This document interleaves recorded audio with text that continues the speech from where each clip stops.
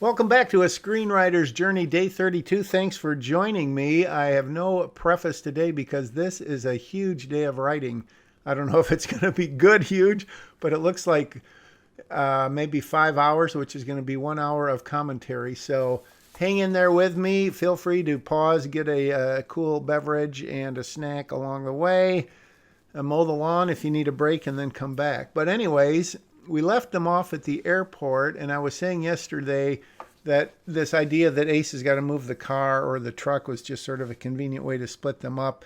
And as easy as it is and as tempting as it is sometimes to make bad guys do stupid things, it makes it easier for the good guys to win.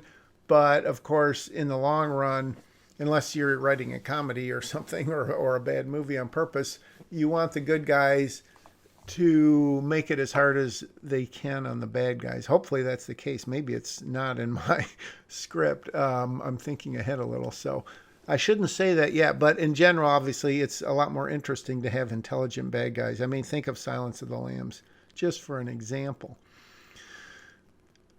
Okay, so they're looking at them. They don't know at that point how many are there. And as to Hogan's dialogue, they don't know how long before someone shows up, either Salerno. I don't think he thinks the FBI is going to show up. I think he's mostly talking about when is the plane going to get there.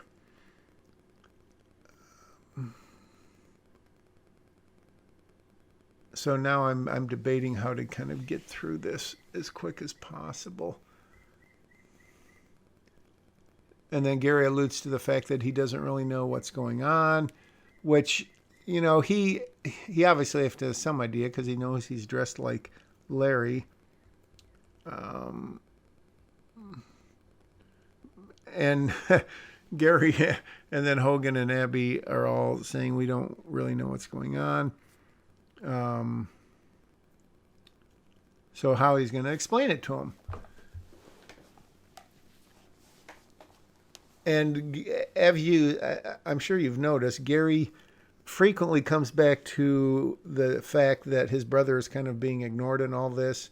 And so that is, well, yeah, in one draft of the script that came back to play a big part at the end. And now it kind of plays maybe a medium one. I guess it depends what draft I'm on here, which I guess is still an early one. Or not an early one, but the first one. Anyways, Gary, it's his twin brother, and he's got Lexi as his girlfriend and all that, but Larry is his twin brother. So I don't think that's hitting people over the head to make that point that, he wants to have this, relationship, his brother, forever. And he's not exactly say, well, Lexi's playing second fiddle, but maybe he is.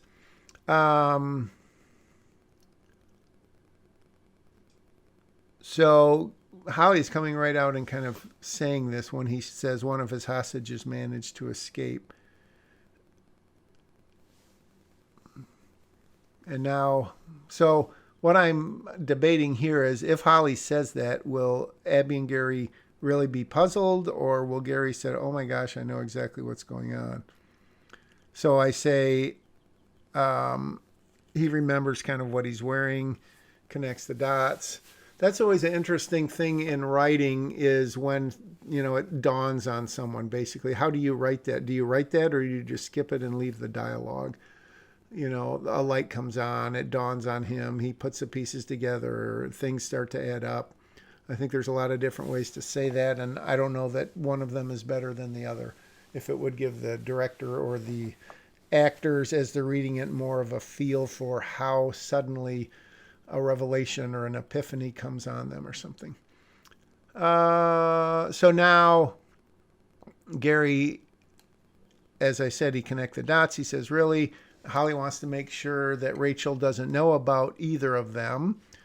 And what Gary says is that Larry never tells anyone he has a twin unless there's a reason to, which I think I mentioned, because this is at least the second time through this part of the script.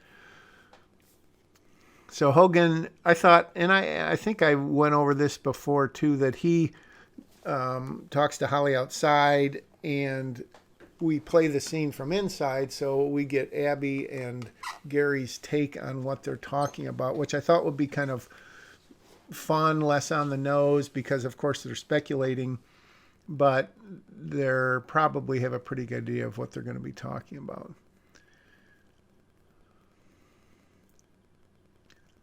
So I'll just let myself write for a minute, rewriting. Now the reason, so what you're asking me is, Jack, why are you doing this? Because we want to reveal character through Holly and Hogan, but I thought, well, maybe I could reveal something more about Abby and Gary by playing it like this. I don't know that I do or not, but I guess secretly the other reason I did this is it gave me kind of a creative, so to speak, license to be more on the nose, because maybe this is exactly what they're talking about, but because it's coming out of the mouths of two other people who don't know for sure what they're talking about, that could be perceived as, oh, that's kind of clever. They're smart kids or whatever. And now I'm taking a little break. Oh, here we go. So I'm just playing with this dialogue to, again, always make it as concise as possible. Hopefully, move the story ahead, reveal character, blah, blah, blah. Yeah, so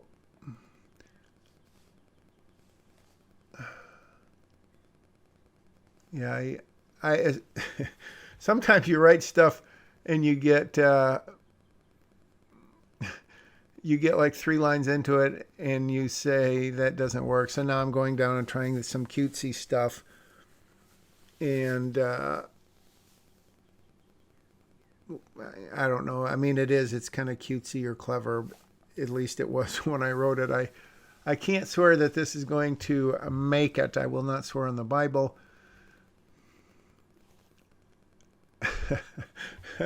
It is kind of funny, though. May God strike me down if I am an atheist. Wow. Yeah, leave a comment. Do you think I should leave that dialogue in there? Yeah, I wonder. I wonder. Speaking of YouTube, how many comments or likes or dislikes or whatever subscribers there's going to be on any given day of this. It could be like 100 going, will you just get on with it? This thing is driving me crazy. I've been writing this scene forever, or this script forever. Or others might go, wow, I'm learning a lot, and my scripts are going to be even better. Thank you so much, Jack. It could be somewhere in the middle.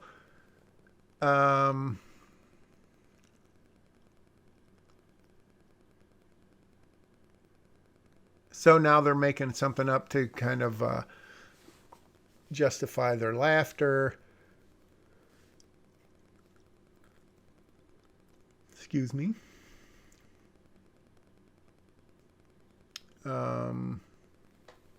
So, yeah, this, again, you get into that trap sometimes, and I don't see just me, because I see a lot of movies, and they're not really B movies. They're just sort of, minor movies, or even sometimes big movies where you have those just quip, quip, quip, and they basically, it seems like they write the dialogue just for the trailer, but then it somehow ends up making it into the final cut of the movie, where it's sort of like a comedy on TV with a laugh track where you just know, audience is going to react somehow. But when you just have either punchlines or one-liners or quips, oftentimes they do not play that well in a scene.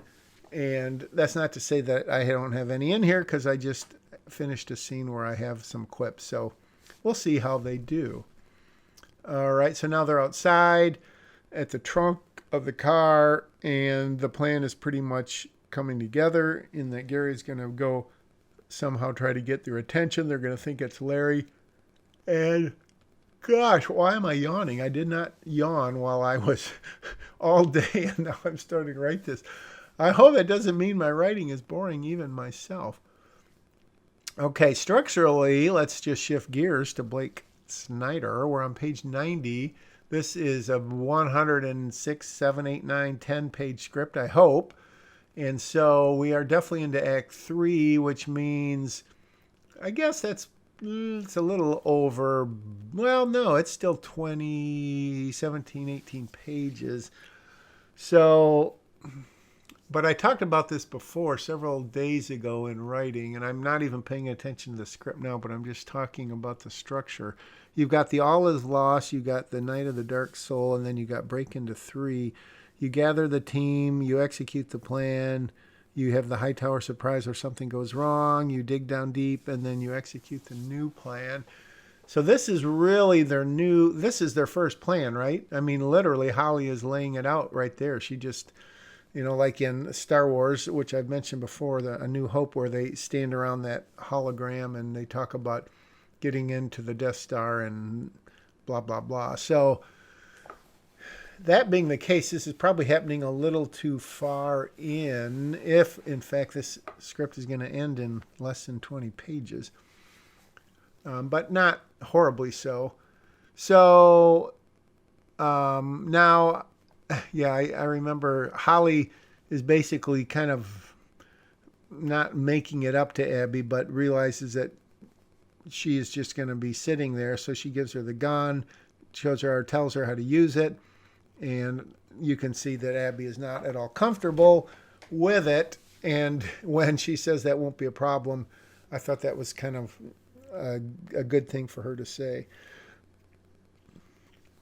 Hogan breaks in to say that Gary's almost there, so we got to go. And Holly is asking Abby if she's okay. And then I thought it would be kind of cool because Abby is really more than the others, would you say? Again, leave a comment. Do you think Abby is more concerned about kind of the four of them than the others are? She is maybe the kind of the backbone of the friendship. Would that be an exaggeration or a mischaracterization? Okay, now I've gone back a few pages. I think I'm filling in the details of obviously the layout based on my Google mapping. Yeah, it's weird. You can just look at this airport on Google and it's like like I said, a small log cabin that is literally sort of attached to one of the hangars or sheds or something kind of weird. And I obviously taking some liberties here because I had to have a bathroom in there for reasons which you probably already know. And I don't know that there's really one at this airport. Anyways, okay, so we're back here to the beginning of this scene. It looks like, am I going to rewrite it?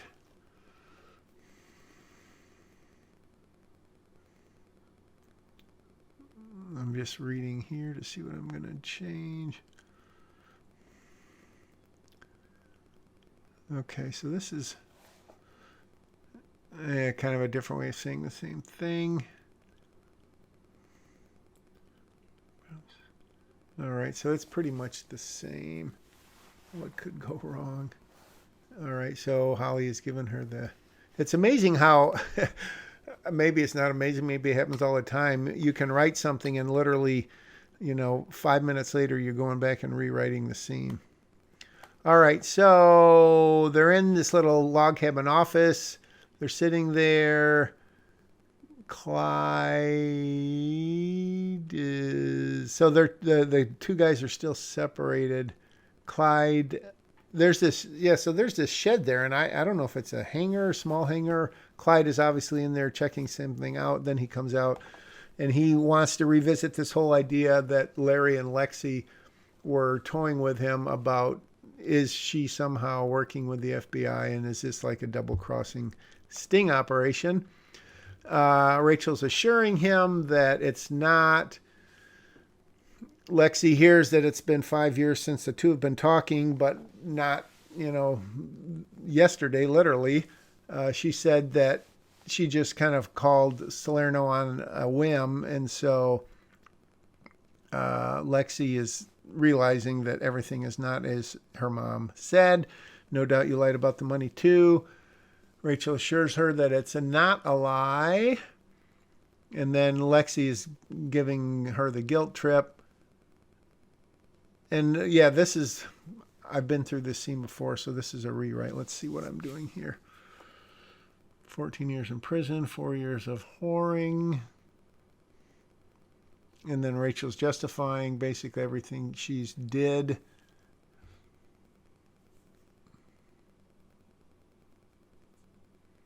Yeah, I really wanted to get to that whole, the justification, the reason in Lexi's line about how did you let yourself get to the place where blah, blah, blah.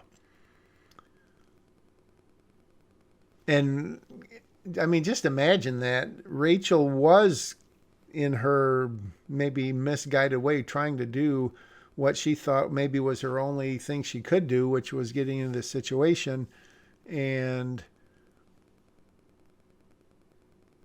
that results in her giving Alexi a little slap. Larry, you want to know what I bet my life on? That I'm not the only one you're lying to. So now, again, Lexi is trying to continue to not just sow seed of doubts, but water them, let's say. And why do I still have Burly Man there? That's embarrassing. Clyde, if you can't keep this punk happy, or this punk quiet, I'll be happy too. Yeah, I had to get away. I had to find a way to get Larry to go into the bathroom. And it could, A, he really needs to go to the bathroom, which could be very possible. B, he's going to go in there and think and cook something up. C, does he really have ESP or twins intuition? And does he know that Gary is not far away? Which may be a little bit unlikely. So Clyde is in there with them, wondering where Ace is. The plane is coming because they hear the buzz of it.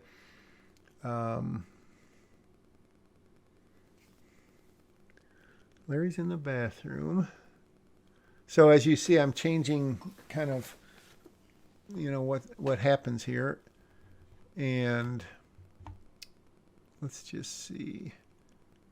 So Ace has come back. Yeah, he approaches. So he's come back from parking the car, which again is kind of stupid. It was a forced thing, which I will probably have to deal with sooner or later. But he sees the plane coming, and I don't know why Gary would say, you can say that again, other than to get his attention. And then we know by Ace's line, how did he get loose, that he does think it's Larry, of course, which means the plan is working. And I guess there's the twins. When twins appear in movies, there's usually, it's, like, what was it, Freaky Friday or The Parent Trap, to talk about some old movies that have been rebooted. But there's the mistaken identity, and obviously that could get carried to an extreme. Freaky Friday, no, that's where the mother and daughter change places. The Parent Trap, that was the extreme where the girls changed places and the parents didn't know for a long, long time, which I guess, could happen.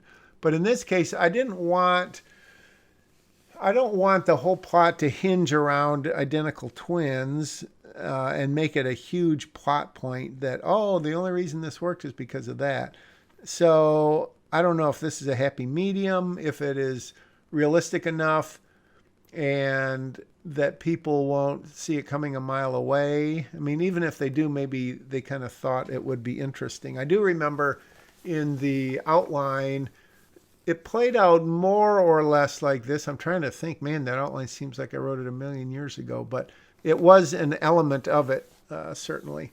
This is a lot simpler, not low tech really, because the other one wasn't high tech, but this is a much more simple scaled back version. I believe in the first one I had like a bunch of bad guys, patrolling around, and so this is a lot simpler. Is it better? I don't know. So Ace is going to shoot who he thinks is Larry, and this is the second time through here. So our friend Holly has shot him instead, and Clyde comes out. He gets shot. And Rachel doesn't know who's shooting who. Again, I've said all this before. So they want to get the bleep out of there. Bleep could just be hell, so didn't have to bleep it. And now that the plane's there, they've got a destination to go to, or she does anyways. So I was just imagining maybe what is in this old shed. Maybe it's kind of a fix-up place, ad hoc museum. Not really.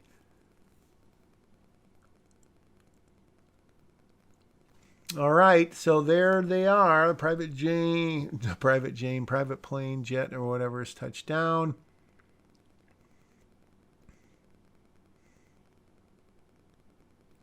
Oh,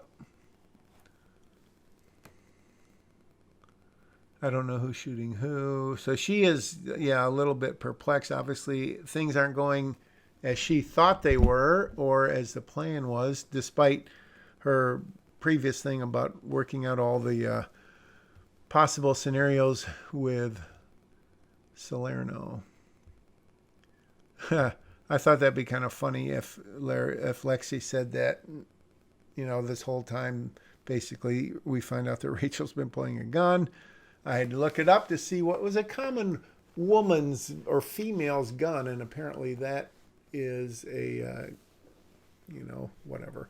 So get a little money from Smith and Wesson. I don't know, in real movies, you hear about Glocks and stuff. I forgot a PPK, the one that James Bond uses, but I don't know if a typical gun manufacturers will gladly give guns, or these days they don't really do that.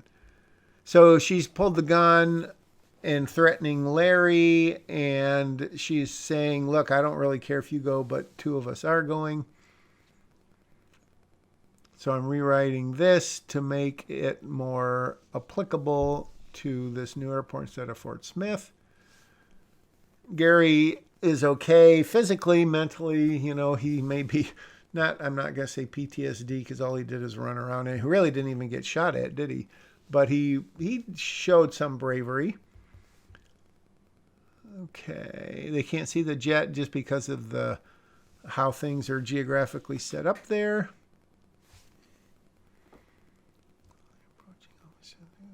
Rifle train on the motion supply. Okay, and then Gary and Holly are together. Holly is telling him to get out of there.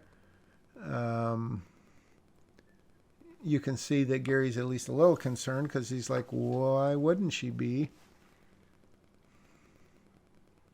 I'm sure they're fine. So on the one hand, he wants to get out of line of fire. He wants to make sure Abby's okay. But then before he goes, he looks at where he is pretty sure Larry and Lexi are. And Holly can see this and reassures him the best that she can. So Gary takes off. All right, cutting a little dialogue there. Okay. Once we go, shifts her attention to Ace. Okay.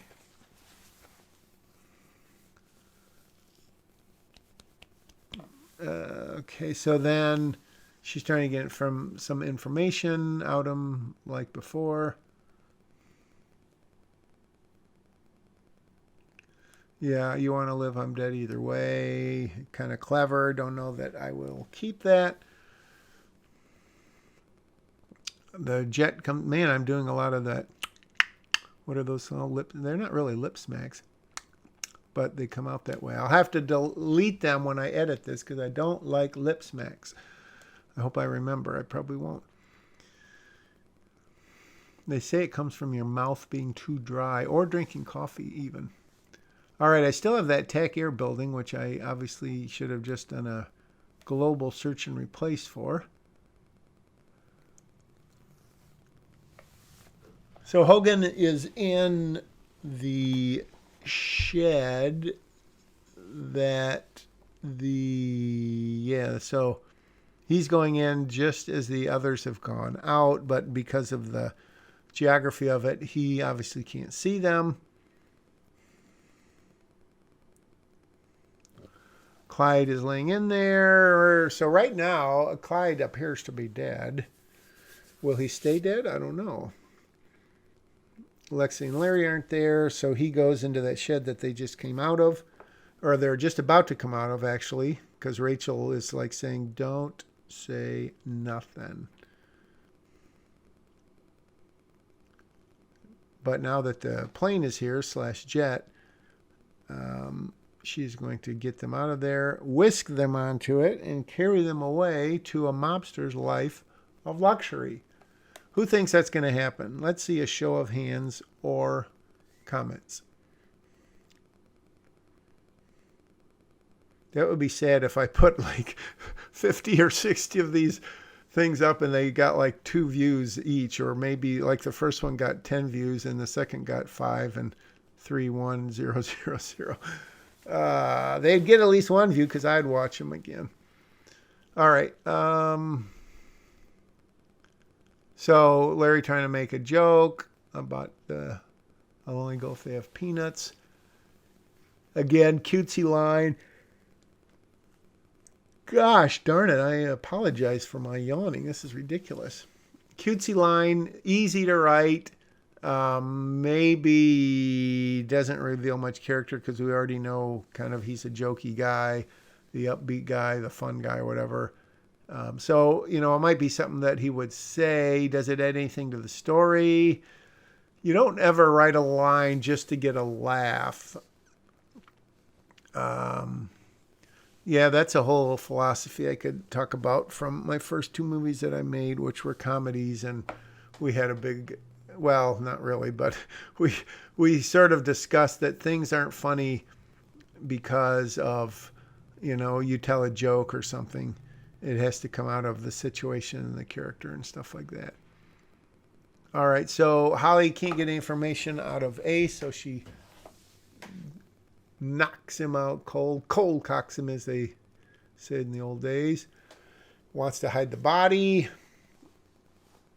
Or, body, he's not dead, but she's hiding from the jet.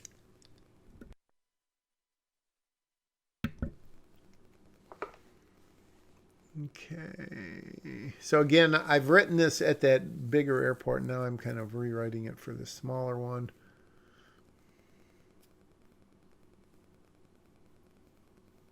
Fixed his line a little. Don't know if it's better. I changed it, I should say.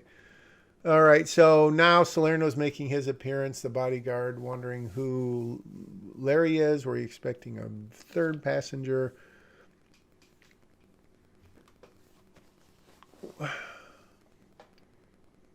So this, yeah, as you can tell, because I've written this once and now I'm going back and I'm writing it again. What kind of character, because we've seen Salerno on the FaceTime call, but now we're seeing him in person. Is he going to be a total jerk? Is he going to be charming? Is he going to be a typical, so to speak, mobster, crime boss, godfather, make me an offer you can't refuse? And as I've said before, he's really, in the grand scheme of things, he's not the bad guy. He, has probably ordered a lot of people killed, maybe, and maybe launders money and runs drugs and stuff. But in terms of this, he really does want to get his granddaughter, not back because he didn't know he had one, but he just wants to see her, wants to give her everything, spoil her, etc. So I didn't really want to make him a super bad guy. I mean, he's got his reasons for being there, and will he be punished for them? Perhaps, but what he's doing here isn't like inherently bad. He's not drowning dogs or strangling kittens or something.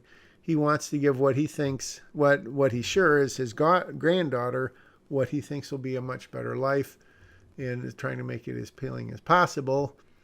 So having said all that, we do see that the dialogue is, as the scene progresses here, Salerno alludes to the 2 that he killed at the FBI thing at the resort. And then he brings Paul into this, which, again, it's not easy. I guess maybe tempting is more the word. And maybe it's somewhat easy to write the villainous dialogue. You can imagine at the end of many James Bond movies when the villain would talk for 30 seconds or a minute and have a speech and um, basically explain everything that's happened for the audience in case they couldn't figure it out. And I certainly didn't want that. And I wanted not really to make him sympathetic, because I mean, could you do that, and would it be worth trying to pull off? But more maybe pragmatic is a better word. He's there. He wants to get Lexi. Frankly, he probably doesn't really care about Rachel that much, but he wants to make sure that she's okay. Not Rachel, but Lexi, that is, get her and then get out of there. And so that's why he doesn't want, obviously, the bodyguard and others to shoot.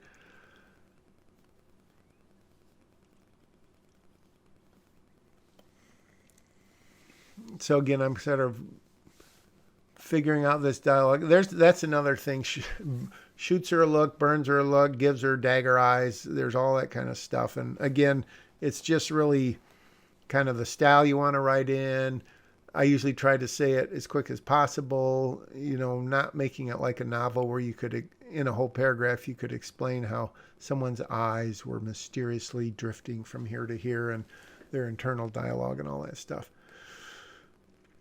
But again, Salerno has turned this back to Rachel in terms of getting the daughter safely on the plane, which again is good because in the end, Rachel is the bad person. She is the antagonist. 3 shots, militiamen, going alert. So Hogan did not fire these shots. Obviously, Holly did not fire them. So who fired them? I wonder who it could be.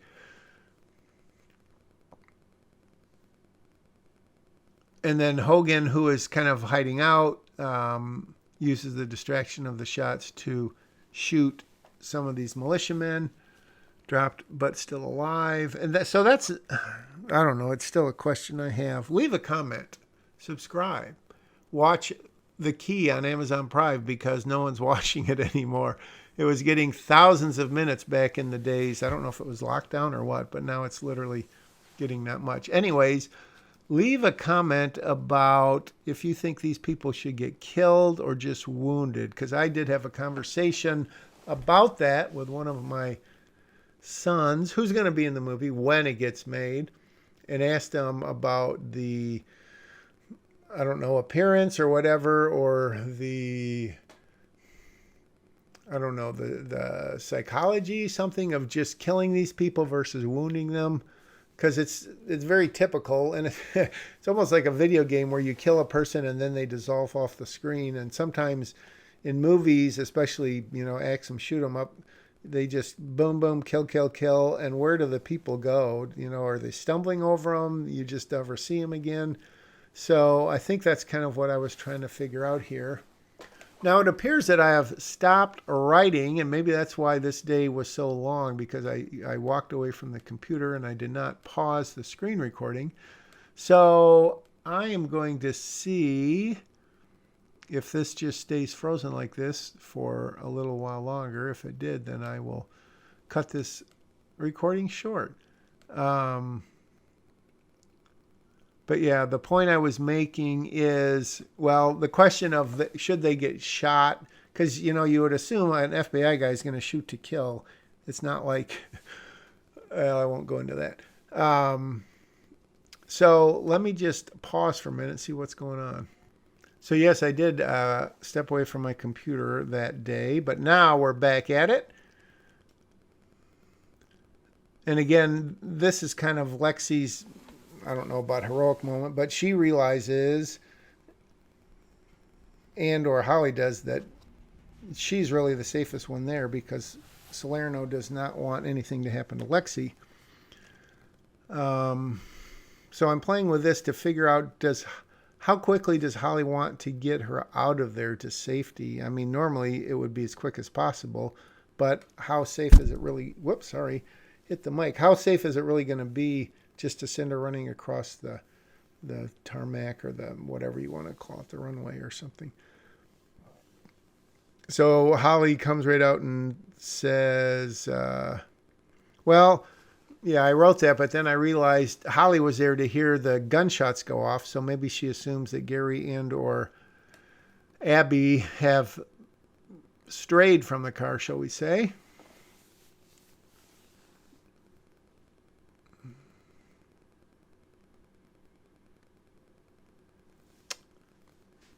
Gosh.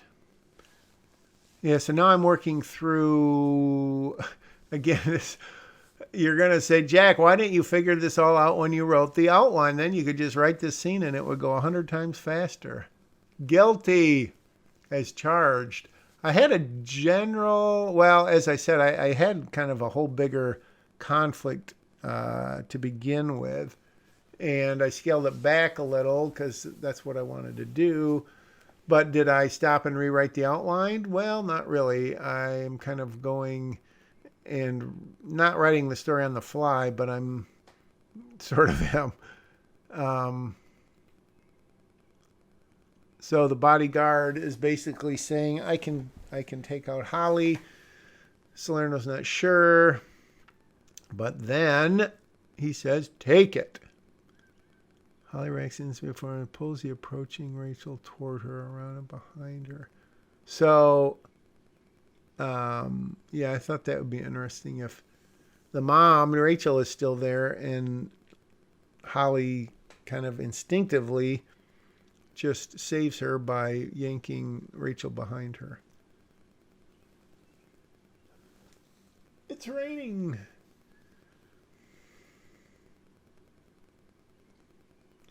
If you, okay, let's see here. We can take this takes into custody, or you take what's left of your team, Rachel. If you want her, can fly away, but the girl stays. So she's laying down the law. Is the High Castle surprise happened? Oh, the High Tower surprise, High Castle. Yeah, so I'm just not sure that this is, and let's just put my cards on the table. I don't know if this third act is going to have enough oomph and enough zing and enough, I don't know that I want any big reversals, but they need to fail maybe, like all the movies where they fail, like you think of Back to the Future when the wire broke and Doc Brown had to go do his thing. So, yeah, so I'm really, I don't know if I was debating about it at the time, but I'm definitely debating about it as I reread this. Is Holly going to get shot? Obviously, she's got the bulletproof vest on, but is A, would that really save her? B, how badly would she be injured? C, well, Lexi doesn't really know that Holly has it on, although maybe it would be obvious from her bulk.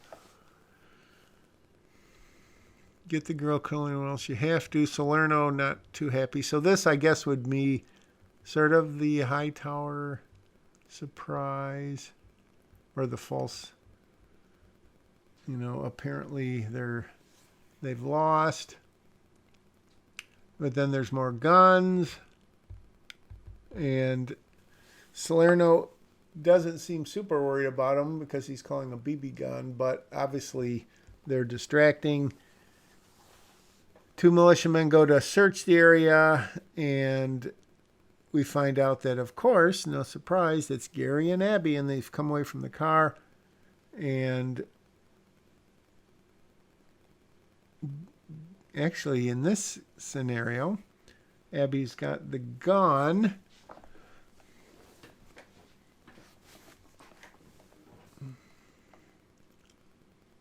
And so, yeah, this was kind of forced. So she had told her, or Holly had told her how many rounds it held. Abby's trying to remember how many have been shot.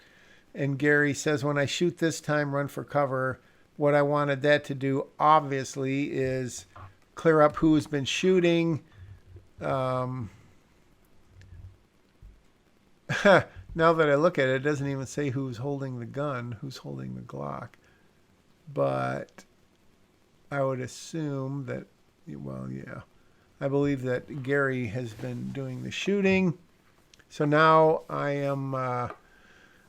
So again, would he be this heroic? Don't know 100% for sure, but he rolls out and he's in a pretty good position. He shoots and Abby runs away.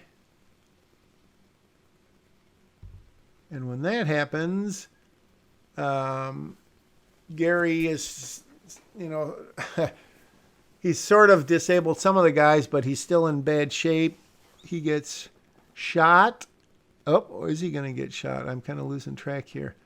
Larry tackles the bodyguard who is going to shoot his brother, which is kind of a nice touch. And I didn't want a big, hairy, not Larry or Gary, but a big, hairy fight there. So the bodyguard gets shot here.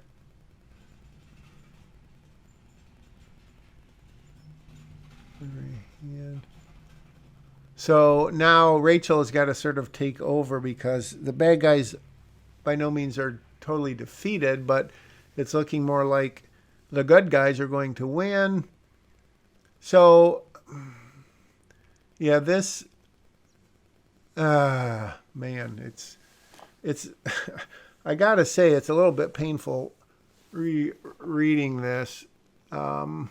Maybe painful, maybe disappointing. I don't know what the right word is. So basically, Rachel is called her the witch with the B word, and Holly is going up like sort of like Darth Vader and going to grab her by the neck and cut her air supply off. But is that really enough? Gosh, I'm even thinking to what the current version is. Is it different than this? I can't tell you because that would ruin everything. But yeah, I don't know. So now, and this again, this is rewrite. So if you've been following this, you already know what happens, but it might change. So Lexi is now talking directly to Salerno, trying to make him understand that. And again, would he really buy this? Is it conceivable that after everything he's been through, he would really let her off the hook this easily? It's an impassioned plea, and it's kind of logical. And do you really think I'm going to leave my friends and my life so I can have a bunch of money and material stuff? Some girls would certainly say, sign me up.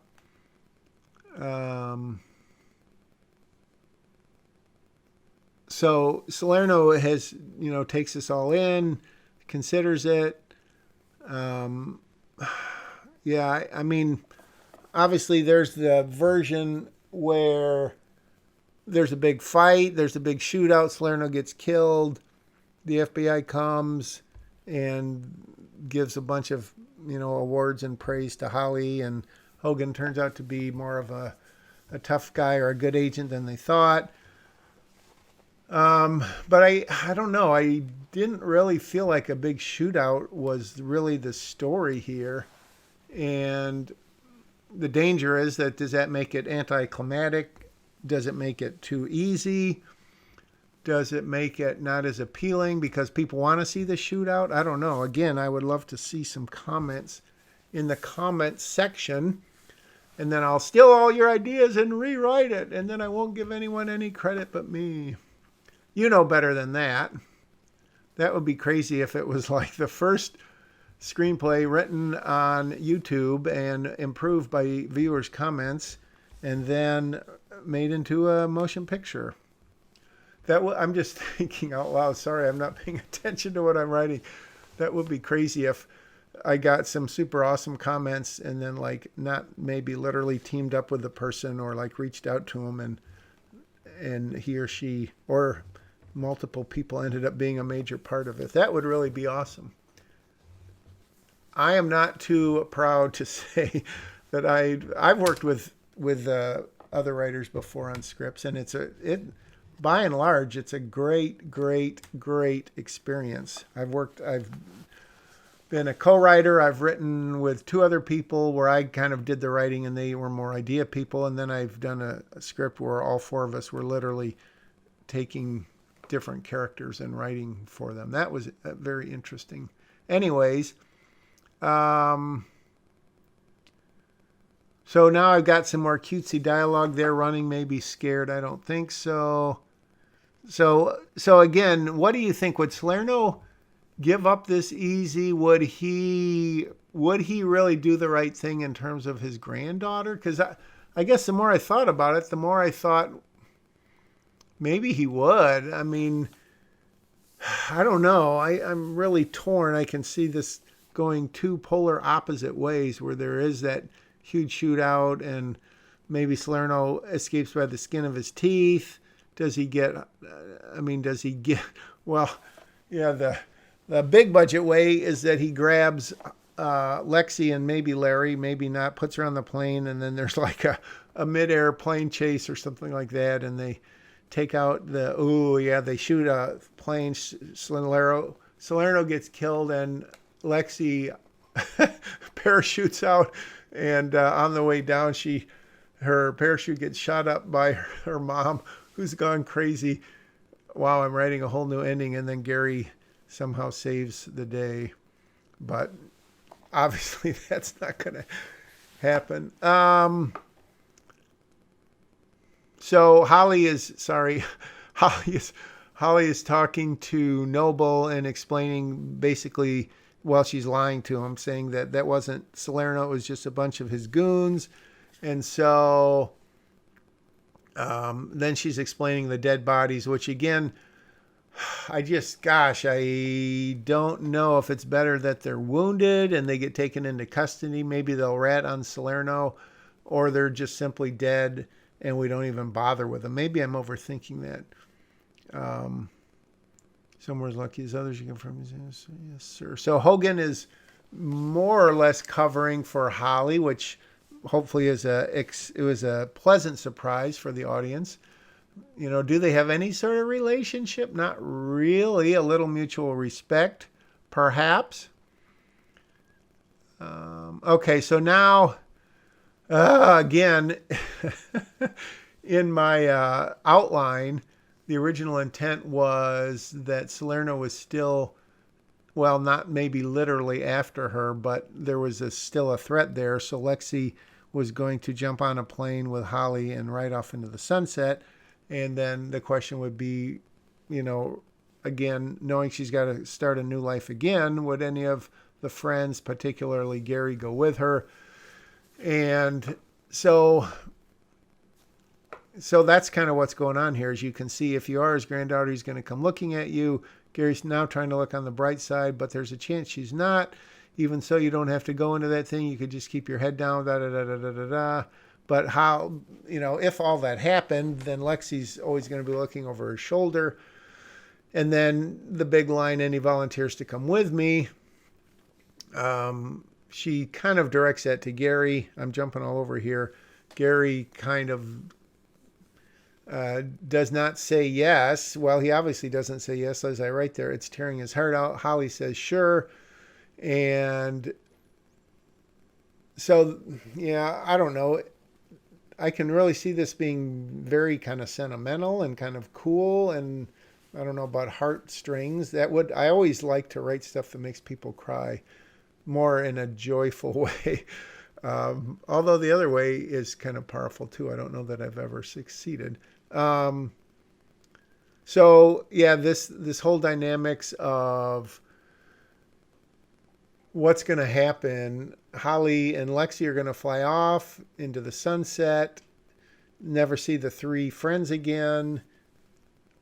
Is that a satisfying ending? Would Gary go with her? I don't think he would. I think unless all three of them went, which would be totally ridiculous. I think he loves his brother more than he does Lexi, and maybe he's known that for the whole story. I mean, the story only takes place in 2 days, basically, or actually, no, it's a course of 48 hours. A lot of my scripts, well, no, I shouldn't say that. Never mind. So then I was thinking, well, what plane are they going to jump on to get out of there? Are they going to take a bus somewhere? Are they going to take a car? Is Hogan going to take the kids back to somewhere to get on the plane? Um, so I was thinking of all of that, and then I'm thinking, do Holly and Hogan have a little not repertoire, repertoire or back and forth to kind of leave that open ended? That hey, could there be something there? Would that be totally goofy? Um, so again, in this version, not that it's going to change, the FBI has come and maybe the ambulance, whatever, they're cleaning up the mess. Are there dead bodies? Again, does that take away from maybe a semi-intimate uh, moment when we've got Lexi and Holly talking, but in the background we see ambulances? Not that we would have to, but I think that's why I thought after I wrote this that maybe there's a better way to do it. Leave a comment. Let me know what you think. Hogan mentions the test ride because earlier Holly had spoken about taking an agent for a test ride or a partner. Bookends are always nice in scripts, and obviously in a really well written script, you've got bookends at the front and the back, which is literally the opening scene and the ending scene, and there's something to close it. But then inside that, you've got like brackets. So if you consider like your whole screenplay, the parentheses marks, and you've got the brackets, the square brackets, you've got those curly Q ones. So if you can, you can even have a bookend at the beginning of a scene and an end of a scene. I don't know, I guess it's what you call the payoff is in a way, but you could certainly overdo that. Okay, so what is going on here? On my page 110, so again, gosh, I just don't know. When I read this, I like the idea of those two just having to immediately fly away and go back into the witness protection program. In a sense, Holly would have to be in it now, not just protecting Lexi, but she would have to be in it maybe? I don't know. But then, I flip and flop them like a fish that's on the shore here. So Hogan's offering to take the kids, and Holly is saying that we're going to stay here until a plane can come and get us. And again, the JPATS is the, what is it? Juvenile? No, not juvenile. It's jet. I looked it up. Perpetrator and prisoner prisoner and something transfer. I forgot what it was, but that's what it stands for. So so I'm thinking, are they literally just going to stand around there and sit in the little lobby, the little office until a jet comes to get them? So of course, if there was a jet there and Holly knew how to fly, or maybe that pilot that had flown her before was there, they could take them away. But I don't know. I think that's part of the reason why I was really having trouble with this. So getting back to what I'm writing here on the script, Lexi gives Larry a hug, tells him thank you, kiss him on the cheek. And then Gary now is, the guilt is overwhelming. And before he can say anything, Lexi says something which is still, I like the line because she's basically saying no regrets about not coming with me or anything, which is anything they've done, in their relationship, such that it is, including not coming with her, which, again, in like the romantic teenage fantasy world, the boy and the girl would ride off or fly off into the sunset. And I don't think I ever really considered ending it like that because it would be kind of cliche. I think it'd be unrealistic. And it would undermine my whole thing, I think, about the twins idea that theirs is really the strongest bond. But then, so here I am on page 110, and I don't know how long this scene has gotten to be. Oh, now I'm back at the beginning of the script. No. And so Lexi is, saying, well, what if I'm not the grandkid? Then will I leave the witness protection program? Because that's the other thing that, frankly, I was kind of giving myself some wiggle room on, is the idea that she's going to find out that she's not, and then that would that kind of make the whole thing cheap? Would it make it? I mean, Salerno would certainly not come after her. Probably, well, probably for sure. Oh, did I just write fade out? I did. Reveling in the world, Holly escorts. Oh my gosh. Yeah, so I wish I could go back. Oh, it's so I had that whole thing about the mom. So now I'm getting rid of all the extra stuff here. So it's 110 pages. Okay, so as you saw there, if you were following along with the script instead of listening to me, that I'd like to go back and read that, but I'm trying to just do this live on the fly. So she calls her mom, which obviously she's not her mom, but maybe now she feels more like she is. And so the sentimental part of me, which maybe not a huge part, is saying, wow, wouldn't that be sweet? You know, would it bring a tear to the audience's eye? It's kind of a right off into the sunset sort of thing. Is that going to make it into the draft that eventually I send out for people to read? I love to see your comments on that. Do you think it's, I'll open this up to questions now or comments. Do you think the script is any good? That's my first one. I don't even know if you have much of a sense, having just, been with me these, 32 days so far. So do you think it's any good? Do you think it has promise? Are you in love with it? Do you think it's totally trite? Do you think it's horrible? I really would love to see comments at this point, knowing that, again, this is like, wow, it's today is August 1st. So this is 60 days. I've gotten behind sort of in my commentating. So this is 2 months after I have written it. And so a lot of things have changed.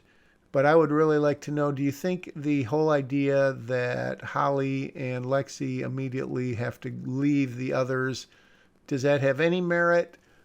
Let's take a vote, and that's how I'll write my script. Yeah, all the best scripts get written by having a whole bunch of people make decisions.